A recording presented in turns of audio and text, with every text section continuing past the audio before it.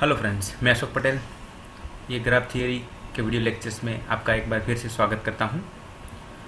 पिछले लेक्चर में हमने देखा ग्राफ क्या होता है, उसकी डेफिनेशन, उसके कंपोनेंट्स, उसकी एप्लीकेशन क्या होती है, वो देखा हमने। ये लेक्चर में हम पर्टिकुलरली देखेंगे ग्राफ्स के अलग अलग कुछ टाइप्स हैं। Simple graph, multi graph, pseudo graph कैसे होते हैं, नल ग्राफ्स क्या होता है, डायरेक्टेड ग्राफ्स क्या होते हैं, isolated vertex, pendant vertex, bipartite graph क्या होता है, कंप्लीट बाइपार्टाइट ग्राफ क्या होता है, ये सभी टॉपिक्स हम ये लेक्चर में देखेंगे दोस्तों। तो हम दोस्तों स्टार्ट करते हैं आज का लेक्चर। फर्स्ट ऑफ ऑल देखते हैं सिंपल ग्राफ्स क्या होता है दोस्तों। सिंपल ग्राफ का डेफिनेशन ऐसे है, if no loop and no parallel edges are present in a graph the graph is known as simple graph. तो दोस्तों जैसे आप डेफिनेशन में देख पा रहे हो, डेफिनेशन क्या बोलता है, सिंपल ग्राफ उसे बोलते हैं जिसमें लूप भी नहीं होना चाहिए और पैरेलल एजेस भी नहीं होने चाहिए। दोस्तों हमने पिछले लेक्चर में लूप का कॉन्सेप्ट तो देखा था, मगर शायद पैरेलल एजेस के बारे में कुछ स्टूडेंट को दिक्कत हो सकती है। तो इसके कारण मैंने यहाँ पे नीचे एक एग्जांपल के तौर पे लिया है। अगर पैरेलल एजेस को किसको बोलते हैं, अगर आपके पास दो वर्टाइसिस हैं ए एंड बी और उसमें एक एज और दूसरी एज भी होती है, मतलब एक एज के अलावा दूसरी एज दो वर्टेसेस को कनेक्ट करती है, तो उसको बोलते हैं हम पैरेलल एज। मीन्स जैसे यहाँ पे एग्जांपल में हमने ये ग्राफ लिया है ए एंड बी, उसमें एक एज नहीं है जो ए और बी वर्टेक्स को कनेक्ट कर रही है, दो एजेस हैं, तो ये दो एज को हम पैरेलल एज बोल सकते हैं। तो दोस्तों मैं मानता हूँ ये आपको कॉन्सेप्ट क्लियर हो गया होगा। अब दूसरा देखते हैं मल्टी ग्राफ्स क्या होते हैं। Self loops are not permitted but parallel edges are allowed. तो दोस्तों इसमें मल्टी ग्राफ्स में ये होता है, लूप्स परमिटेड नहीं है मगर पैरेलल एज है अगर ग्राफ में, तो उसको हम मल्टी ग्राफ्स बोल सकते हैं। अब थर्ड वन देख लेते हैं, सूडो ग्राफ का डेफिनेशन क्या है। If self loops as well as parallel edges are allowed, तो उसको हम बोल सकते हैं सूडो ग्राफ। तो दोस्तों जैसे डेफिनेशन में आप देख पा रहे हो, उसमें लूप्स भी अलाउड है और पैरेलल एजेस भी अलाउड है, तो जो दोनों है ग्राफ में, तो उसको हम बोलेंगे सूडो ग्राफ। तो दोस्तों नेक्स्ट स्लाइड में हम देख लेते हैं इस सभी के ये तीनों जो डेफिनेशन है, सिंपल ग्राफ, मल्टी ग्राफ और सूडो ग्राफ, उसके एग्जाम्पल्स हम देख लेते हैं। जैसे यहाँ पे मैंने तीन अलग अलग ग्राफ के एग्जाम्पल लिए हैं। जैसे सबसे नीचे हम देख पा रहे हैं जो कि सिंपल ग्राफ, हम उसको बोलेंगे क्यों। तो आप देख पा रहे हो ए बी सी वर्टाइसिस है, उसमें सभी में एक एक एज है और ये ग्राफ में कहीं पे भी लूप नहीं है। ए वर्टेक्स ले लो, बी वर्टेक्स ले लो या तो सी वर्टेक्स ले लो, तो इसको हम बोल सकते हैं सिंपल ग्राफ। अगर ये दूसरे ग्राफ मल्टी ग्राफ, उसमें हम जाते हैं, तो यहाँ पे इसको हम क्यों मल्टी ग्राफ बोल सकते हैं, क्योंकि एज पर डेफिनेशन क्या है, मल्टी ग्राफ में लूप अलाउ नहीं है मगर पैरेलल एजेस अलाउड है। तो जैसे हम देख पा रहे हैं ए और सी वो दो वर्टाइसिस के बीच में पैरेलल एज हैं, E3 एंड E4 दो एज हैं, तो उसमें पैरेलल एजेस हैं, तो ये ग्राफ को हम मल्टी ग्राफ बोल सकते हैं क्योंकि उसमें पैरेलल एजेस अलाउड है, सेल्फ लूप अलाउड नहीं हो, तो इसमें लूप नहीं है ये ग्राफ में, जैसे हम देख पा रहे हैं, तो इसको हम बोल सकते हैं मल्टी ग्राफ। तो ये एग्जांपल हो गया मल्टी ग्राफ का। सूडो ग्राफ का देखते हैं। सूडो ग्राफ में क्या था, parallel edges as well as loop are allowed. तो जैसे हम देख पा रहे हैं ए और सी वर्टेक्स में पैरेलल एजेस है, अवेलेबल है, और सी वर्टेक्स पे सेल्फ लूप भी है, तो दोनों चीज़ अवेलेबल हैं, पैरेलल एजेस भी हैं एंड सेल्फ लूप भी है। तो ये एग्जांपल जो हमने लिया है ग्राफ का, इसको हम बोल सकते हैं सूडो ग्राफ। तो दोस्तों मेरे ख्याल से ये तीनों चीज़ क्लियर हो गई होंगी आपकी। सिंपल ग्राफ तो ये रहा इसका एग्जांपल, मल्टी ग्राफ तो उसमें पैरेलल एजेस अलाउड है, तो ये इसका एग्जांपल हो गया, और सूडो ग्राफ जिसमें पैरेलल एजेस के साथ लूप भी अवेलेबल है, तो ये एग्जांपल हो गया सूडो ग्राफ का। तो दोस्तों ये मेरे ख्याल से क्लियर हो गया आपका। नेक्स्ट हम आगे बढ़ते हैं। अब देखते हैं नल ग्राफ का डेफिनेशन क्या बोलते हैं। A graph with 0 degree vertex is called null graph. तो दोस्तों इसका कॉन्सेप्ट ऐसे है कि ग्राफ में सभी वर्टाइसिस की डिग्री 0 होनी चाहिए। तो जैसे हमने यहाँ पे एक ग्राफ लिया है एग्जाम्पल के तौर पे, जिसमें ए बी सी 3 वर्टाइसिस है और तीनों के डिग्रीज 0 है, क्योंकि कोई भी एज ये तीनों वर्टेक्स को कनेक्ट नहीं कर रही। तो दोस्तों ये हो गया नल ग्राफ का कॉन्सेप्ट। सभी वर्टाइसिस का डिग्री 0 होना चाहिए, मतलब कि उसके सभी डिग्रीज कोई भी एजिज एक दूसरे के साथ कनेक्ट नहीं होनी चाहिए वर्टाइसिस के साथ। तो दोस्तों ये हो गया null graph. Isolated graph, isolated vertex किसको बोलते हैं उसको कॉन्सेप्ट देख लेते हैं। If degree of vertex is 0 the vertex is known as isolated vertex. तो दोस्तों इसका कॉन्सेप्ट ऐसे है, जैसे यहाँ पे एग्जांपल में हमने एक ग्राफ लिया है, ये ग्राफ में बाकी सभी vertices A B D G और ये वर्टाइसिस आपस में कनेक्ट है, ओके। मगर यहाँ पे जैसे ई वर्टाइसिस आप देख रहे हो, तो ई वर्टाइसिस कोई भी एज से कनेक्ट नहीं है, मीन्स बाकी अलावा सभी वर्टेक्स को छोड़ के ये ई वर्टेक्स का डिग्री 0 है। तो मीन्स ये आपका जो वर्टाइसिस ई है ये हो गया आइसोलेटेड वर्टेक्स, ओके दोस्तों। तो इसका भी कॉन्सेप्ट क्लियर हो गया। जो ग्राफ में बाकी सभी वर्टाइसिस की कुछ ना कुछ डिग्री है, मगर कुछ वर्टेक्स ऐसे हैं जिसकी डिग्री 0 है, तो उसको हम बोलेंगे आइसोलेटेड वर्टेक्स। हाँ, आपके दिमाग में ये कॉन्सेप्ट है कि सभी डिग्री 0, सभी वर्टेक्स की डिग्री, तो उसको तो हम नल ग्राफ बोलते हैं, जैसे हमने डिस्कस किया ये वाला एग्जांपल, ओके। तो अभी हम देखते हैं pendant vertex. If degree of vertex is 1 the vertex is known as pendant vertex. तो दोस्तों इसमें भी जैसे हमने ये एग्जांपल लिया है, इसमें हम देख पा रहे हैं ये जो G वर्टेक्स है, बाकी सभी वर्टेक्स की डिग्री आप देखोगे 2 या उससे ज़्यादा होंगी, मगर ये एक लौता G ऐसा वर्टेक्स है जिसकी डिग्री वर्टेक्स की डिग्री 1 है। तो दोस्तों इसमें पेंडेंट वर्टेक्स का भी कॉन्सेप्ट एकदम क्लियर है। जिस वर्टेक्स की डिग्री 1 है तो उसको हम बोलेंगे पेंडेंट वर्टेक्स। तो जैसे ये ग्राफ एग्जाम्पल में हमने ये G जो वर्टेक्स है ये पेंडेंट वर्टेक्स हमने दिखाया है यहाँ पे एग्जाम्पल के तौर पे। तो दोस्तों ये भी क्लियर है, तो हम आगे बढ़ते हैं अभी कंप्लीट ग्राफ। अभी कंप्लीट ग्राफ का कॉन्सेप्ट ये है, डेफिनेशन परिभाषा उसकी समझ लेते हैं। A complete graph is a simple graph that contains exactly one edge between each pair of distinct vertices. It is denoted by kn for n vertices. तो दोस्तों इसका कॉन्सेप्ट भी ऐसे है, दो एज के बीच एक ही दो वर्टेक्स के बीच में एक ही एज होगी, तो इसको बोलेंगे हम कंप्लीट ग्राफ, और उसको kn से रिप्रेजेंट करते हैं। n इज वर्टाइसिस, n जो है यहाँ पे वर्टाइसिस हम रिफर करेंगे। जैसे हमने यहाँ पे 6 अलग अलग कंप्लीट ग्राफ दिखाए हैं। पहला n is equal to 0 means k is equal to 1 means one vertex उसमें तो एजेस नहीं होंगी, तो ये k1 का एग्जांपल हो गया। k2 2 वर्टेक्स और उसके बीच में एक ही एज है, जैसे यहाँ पे एग्जांपल में आप देख पा रहे हो। और ये k3 तीन वर्टेक्स आप जैसे देख पा रहे, जैसे डेफिनेशन में क्या डेफिनेशन के हिसाब से आप देख पा रहे हो कि सभी वर्टेक्स के बीच में एक ही एज होनी चाहिए, एक से ज़्यादा एज से कनेक्ट नहीं होना चाहिए वर्टेक्स। तो यहाँ पे भी ऐसे हो रहा है, ये दोनों वर्टेक्स एक एज, ये दोनों वर्टेक्स के बीच में एक एज, और ये दोनों वर्टेक्स के बीच में एक एज।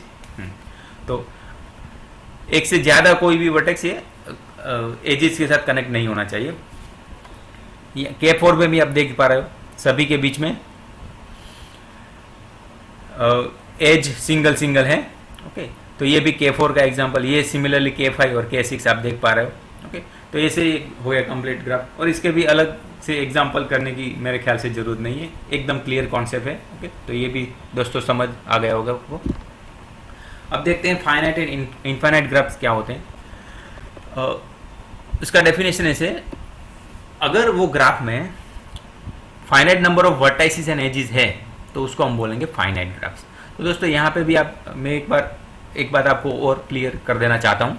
नॉर्मली जो हम स्टडी करते हैं वो फाइनाइट ग्राफ्स ही होते हैं, क्योंकि इनफाइनाइट के बारे में तो हम एप्लीकेशन के बेस पर हम उसका स्टडी नहीं करते।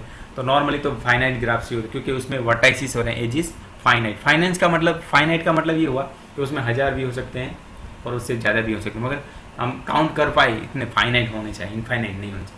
तो इसमें भी कॉन्सेप्ट क्लियर हो गया। अगर उसमें जो ग्राफ में वर्टाइसिस एंड एजिस फाइनाइट है तो उसको बोलेंगे फाइनाइट, अदरवाइज अगर इनफाइनाइट है तो इसको बोलेंगे इनफाइनाइट ग्राफ्स। आगे देखते हैं हम डायरेक्टेड ग्राफ। डायरेक्टेड ग्राफ का डेफिनेशन ऐसे है, जो एजिस हैं, एजिस जो होनी चाहिए ग्राफ में वो डायरेक्टेड होनी चाहिए। जैसे लास्ट लेक्चर में हमने देखा था डायरेक्टेड एंड अनडायरेक्टेड एजिस क्या क्या होती हैं। तो जैसे ये ग्राफ हमने लिया एक एग्जांपल के तौर पे, जिसमें सब बी एजिस, जैसे इवन एज आप देख पा रहे हैं, ए से बी के तरफ डायरेक्शन है उसका, E2 सी से बी की तरफ उसका डायरेक्शन है, और E3 एज जो है उसका ए और से सी, ए से सी की तरफ डायरेक्शन है, मतलब कुछ ना कुछ सभी एजिस का डायरेक्शन है। तो इसको हम बोल सकते हैं डायरेक्टेड ग्राफ। तो दोस्तों इसका भी कॉन्सेप्ट क्लियर है। अगर जो एजिस हैं वो डायरेक्टेड हैं तो उसको हम बोलेंगे डायरेक्टेड ग्राफ। आगे बढ़ते हैं। और डायरेक्टेड ग्राफ है तो उसमें इन डिग्री और आउट डिग्री होगी, तो उसका भी कॉन्सेप्ट क्लियर कर लेते हैं। In degree and out degree क्या होती है। अगर दोस्तों एज पर डेफिनेशन देखते हैं, in directed graph in degree is the number of edges with v as their terminal vertex denoted by degree deg of minus of v। तो दोस्तों इसमें जैसे लिखा है, इन डिग्री किसको बोलते हैं, number of vertex edges with v as their terminal vertex। v जो वर्टेक्स है उस पर एजिस जो है वो टर्मिनेट होनी चाहिए, मीन्स वहां पे खत्म होनी चाहिए, तो उसको हम बोलेंगे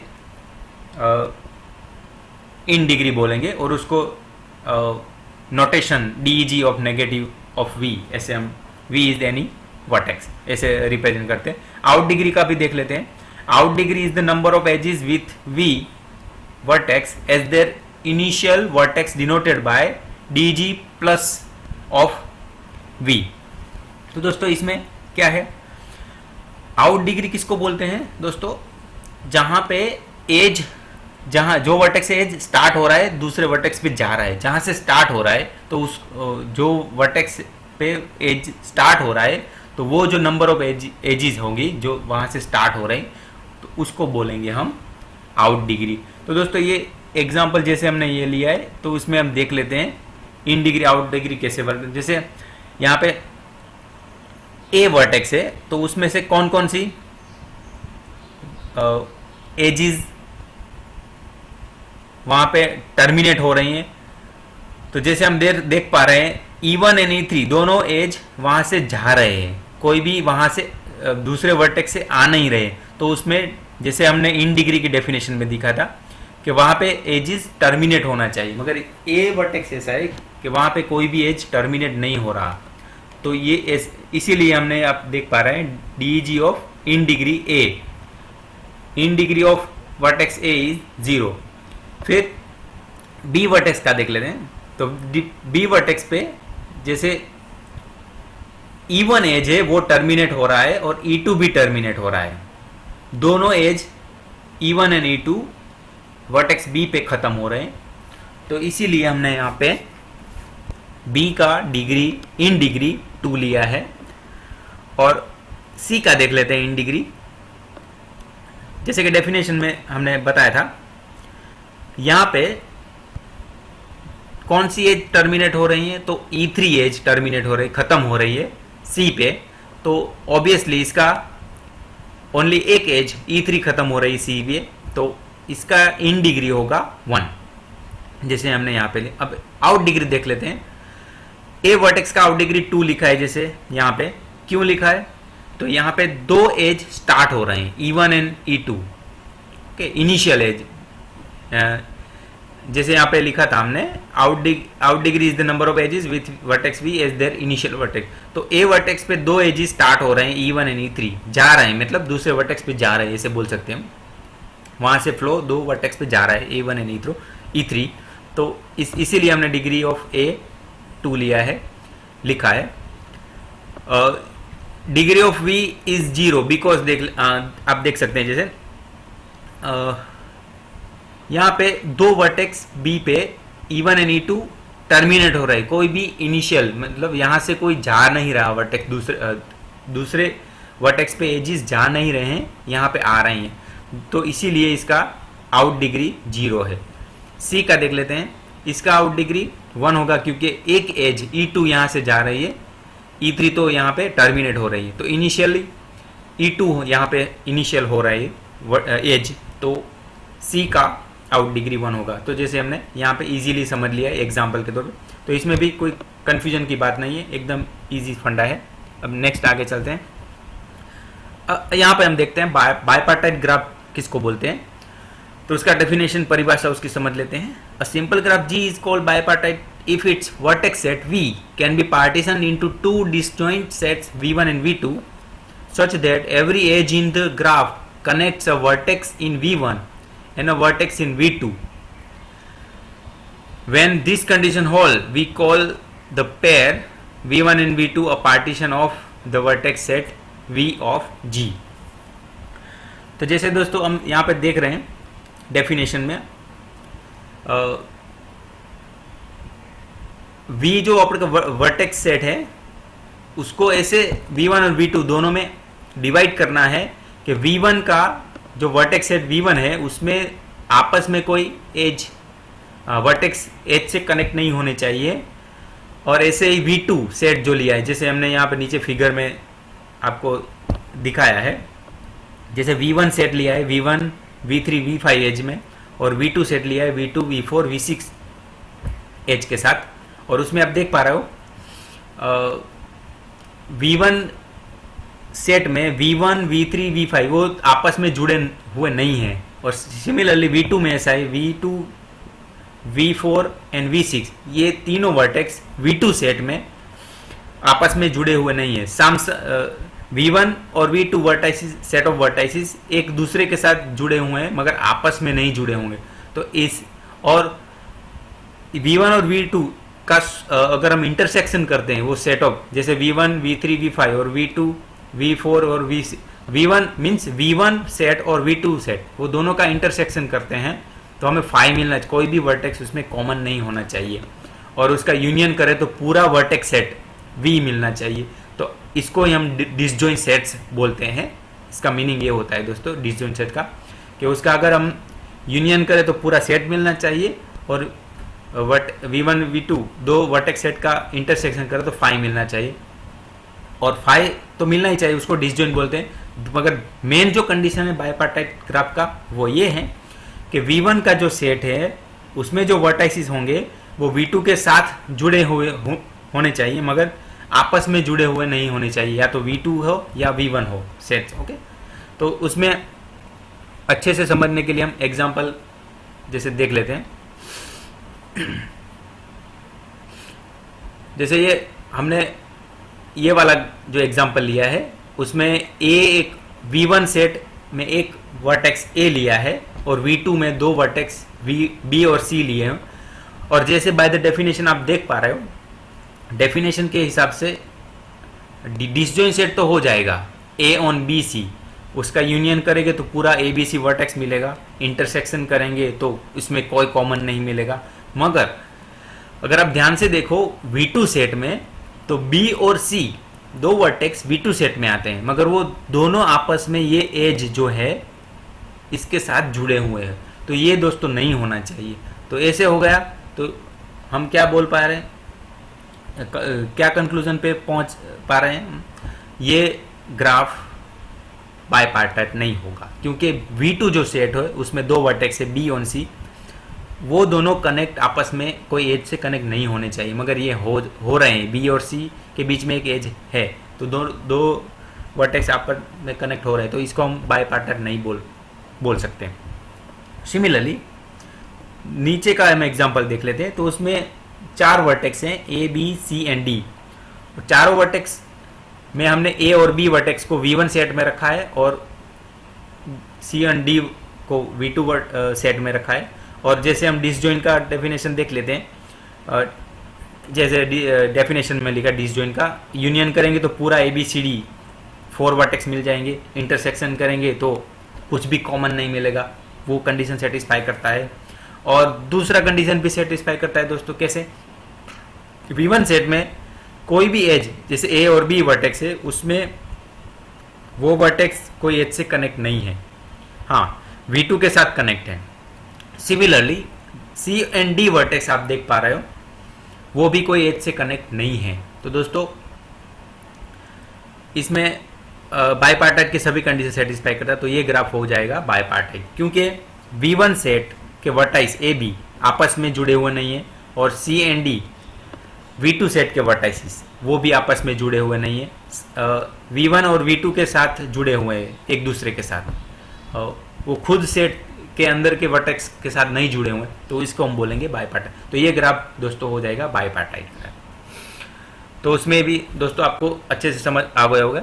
आगे बढ़ते हैं, बाईपार्टाइट के आगे हम अगर बढ़ते हैं तो उसको हम बोलते हैं कंप्लीट बाईपार्टाइट ग्राफ, और इसका डेफिनेशन ऐसे है, a complete bipartite graph KMN is a graph that has its vertex set partitioned into two subsets of MN and vertices respectively with an edge between two vertices if and only if one vertex is the first subset and the other vertex is in the second subset।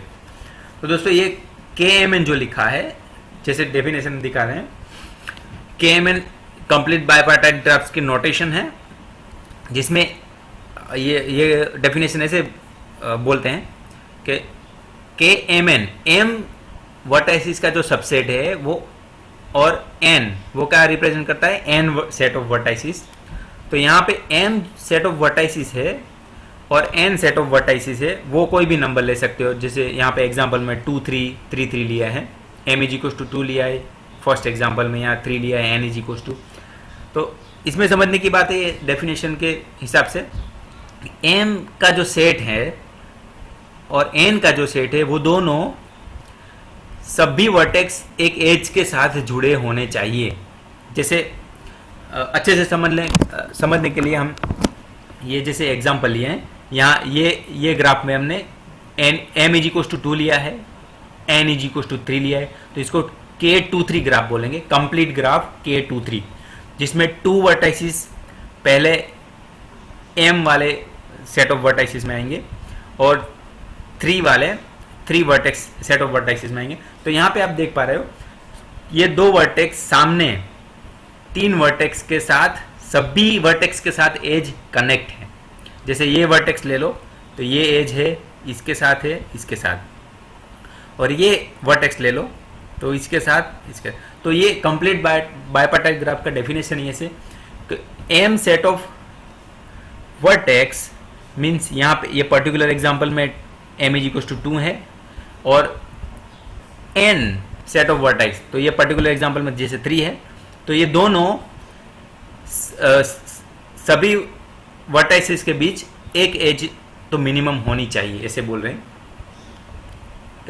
तो जैसे हमने देखा ये 2 vertex, ये तीनों vertex सामने पे जुड़े हुए हैं, ये भी सामने तीनों वर्टेक्स के साथ जुड़े हुए हैं, तो यही है कंप्लीट बाईपार्टाइट ग्राफ। जैसे यहाँ पे K33 दिखाया है, 3 वर्टेक्स सामने 3 वर्टेक्स के साथ जुड़े हुए हैं, ये भी वर्टेक्स आप देख पा रहे हो, ये 3 के साथ जुड़े हैं, ये भी 3 वर्टेक्स के साथ जुड़े हैं।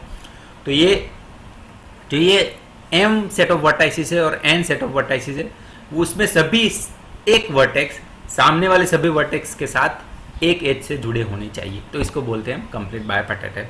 यहाँ K35 और K26 भी हमने दिखाया हो, इसको भी अच्छे से समझ लें। एक एग्जांपल भी हमने लिया है, जैसे यहाँ पे हम देख पा रहे हैं G ग्राफ जो है, क्या हम उसको कंप्लीट बाईपार्टाइट ग्राफ बोल सकते हैं? तो दोस्तों हम आंसर हमारा होगा नो। क्यों? तो जैसे हम देख पा रहे हैं V1 सेट ऑफ वर्टाइसिस है, उसमें B जो है वर्टेक्स, एज पर bipartite graph, complete bipartite graph definition क्या होना चाहिए कि वो सामने वाले V2 सेट, दोनों V2 सेट के जो दोनों वर्टेक्स है, जैसे यहाँ पे C और D है, उसके साथ कनेक्ट होना चाहिए, मगर B है C के साथ कनेक्ट है पर D के साथ कनेक्ट नहीं है, तो ये दोस्तों कंप्लीट बाईपार्टाइट ग्राफ नहीं होगा। दोस्तों फिर से समझ लीजिए, A और B जैसे यहाँ पे एग्जांपल में सामने C और D दोनों के साथ इसकी एज होनी चाहिए, कनेक्ट होने चाहिए मतलब। तो जैसे A तो है, सी और डी के साथ कनेक्ट, मगर बी जो वर्टेक्स है वो सी एंड डी के साथ कनेक्ट नहीं है, तो ये दोनों जी जो ग्राफ है वो कंप्लीट बायपार्टाइट ग्राफ नहीं होगा। और हम एच देख लेते हैं, तो यहाँ पे V1 set of vertices A on B, दो वर्टेक्स हैं जो ए का हम देख लेते हैं पहले। ए वर्टेक्स है और सी और डी दोनों के साथ सामने V2 सेट ऑफ वर्टाइसिस के साथ जुड़ा हुआ है। बी वर्टेक्स वो सामने सी V2 सेट ऑफ वर्टाइसिस सी और डी दोनों के साथ जुड़ा है। तो हम इजीली बोल पा रहे हैं या इजीली कंक्लूड कर पा रहे हैं कि ये जो एच ग्राफ है वो कंप्लीट बायपार्टाइट ग्राफ है। दोस्तों ऐसे हम इजीली इसका कॉन्सेप्ट समझ सकते हैं कि कंप्लीट बायपार्टाइट ग्राफ कैसे हैं। तो दोस्तों ऐसे जैसे हमने आज के लेक्चर में देखा कि अलग अलग टाइप्स ग्राफ्स के क्या होते हैं, उसको कैसे समझा जा सकता है, इन डिग्री आउट डिग्री से बायपार्टाइट ग्राफ, कंप्लीट बायपार्टाइट ग्राफ कैसे आप पता लगा सकते हो। तो दोस्तों ये मैं आशा करता हूँ ये लेक्चर आपको पसंद आया होगा। तो नेक्स्ट टाइम हम मिलते हैं एक और लेक्चर के साथ। धन्यवाद।